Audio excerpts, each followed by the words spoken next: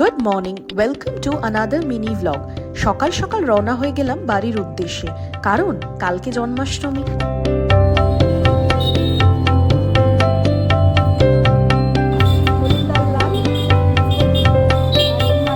ফর্দ দেখে বাজার থেকে যা সমস্ত জিনিসপত্র যেমন ফুল ফল ইত্যাদি সবটা কিনে এবার শুরু হলো পুজোর জোগাড় জানতে।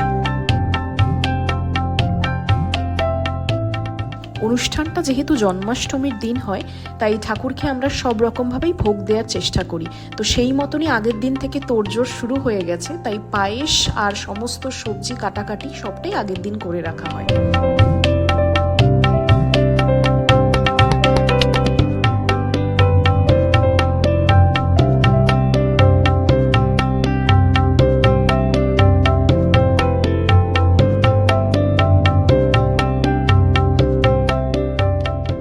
খিচুড়ি ভোগ রান্না থেকে তালের বড়া সবটা সকাল সকাল শেষ হয়ে যাওয়ার পর শুরু হলো ঠাকুরের আসন গুছানোর পালা।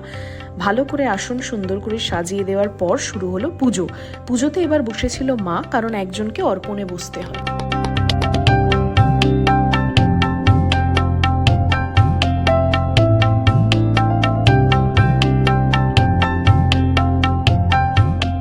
অবশেষে পুজো শেষ হলো।